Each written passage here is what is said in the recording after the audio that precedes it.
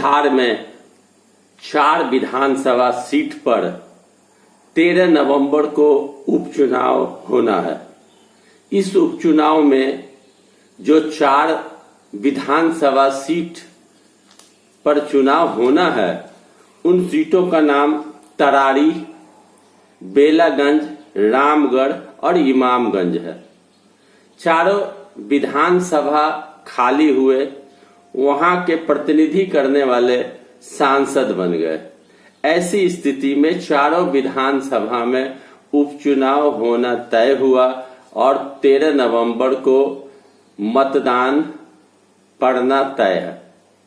कहा जाता है कि इस विधानसभा उपचुनाव में सत्ता पक्ष और विपक्ष के बीच जबरदस्त रस्साकसी चल रही है। सत्ता पक्ष चूंकि सत्ता में है, वह चाहती है कि यह सारे सीट उसके झोली में जाए और विपक्ष दमखम के साथ प्रचार कर रही है कि उसके झोली में जाए। जबकि भीड़ की बात अगर करी जाए तो तेजस्वी यादव जो विपक्ष के नेता हैं और पूर्व उप मुख्यमंत्री हैं, उनके सभा में अपार भीड़ देखी जा रही है।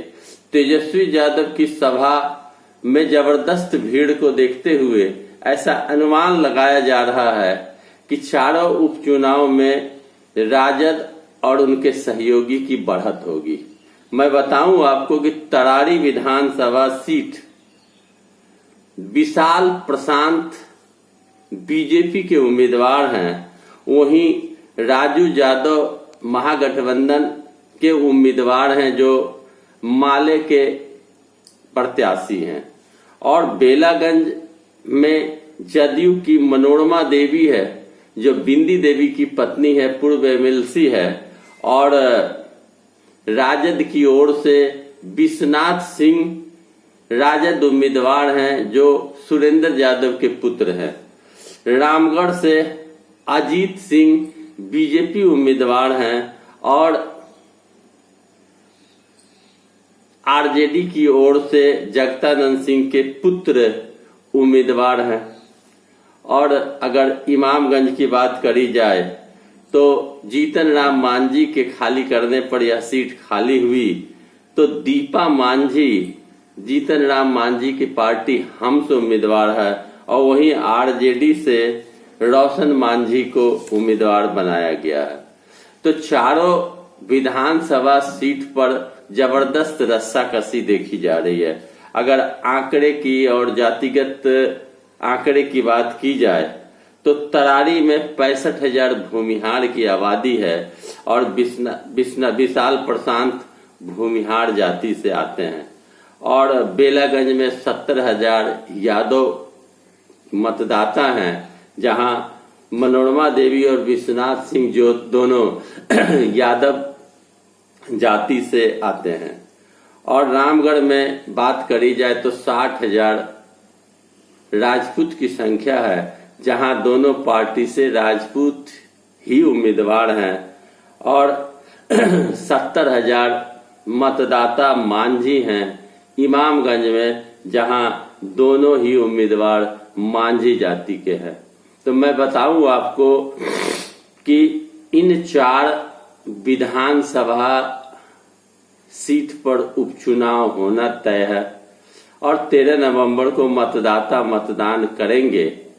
जबरदस्त चुनाव प्रचार की जा रही है, छींटाकशी एक दूसरे पर कर रहे हैं। तेजस्वी यादव के सभा में भीड़ उमड़ रही है, अन्य नेताओं ने भी सभा करनी प्रारंभ की है।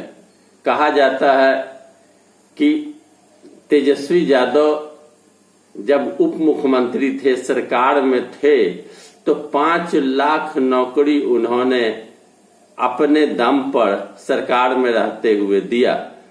जिस नौकरी के वादे को तेजस्वी ने कहा था, उस वादा को पूरा किया। इसके वजह से तेजस्वी यादव के सभा में अपार भीड़ हो रही है। बेरोजगारी, महंगाई चरम पर है। बेरोजगारी के निदान के लिए मतदाता प्रयासरत है कि ऐसी आने वाली सरकार हो जिससे लोगों के युवकों को नौकरी मिले।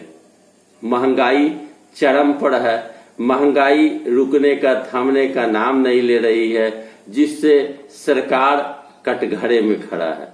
महंगाई के कारण लोगों की जेबें ढीली हो रही है और छठ पर्व के अवसर पर महंगाई के कारण आम लोगों को काफी कठिनाई का सामना करना पड़ रहा है।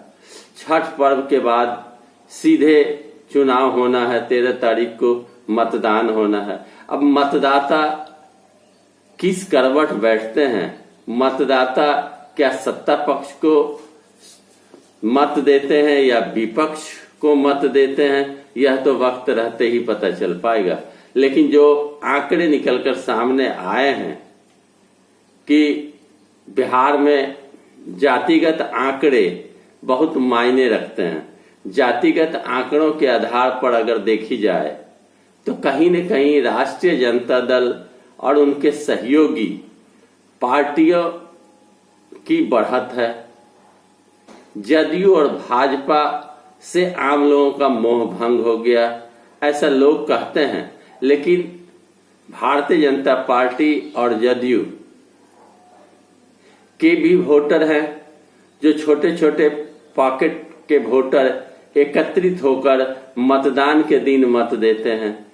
ऐसी परिस्थिति में यह अनुमान लगाना उचित नहीं होगा कि मतदाता सत्ता पक्ष को या विपक्ष को किसे मत देगी।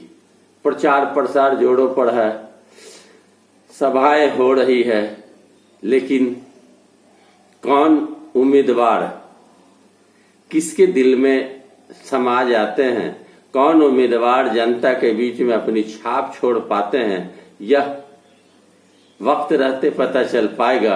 अब मतदाता को ही फैसला करना है कि किस उम्मीदवार को विधानसभा भेजना है। उपचुनाव है, उपचुनाव में जोर आजमाइश की जा रही है। इस उपचुनाव से यह तय होगा कि आने वाले अगले साल में विधानसभा चुनाव में जो पूरे बिहार का विधानसभा चुनाव होगा उसमें किसका पलड़ा भारी होगा। तो आप देख रहे हैं खबर बिहार 24। मैं विवेकानंद यादव। वीडियो को लाइक करें, चैनल को सब्सक्राइब करें और कमेंट बॉक्स में अवश्य जाकर कमेंट करें। धन्यवाद।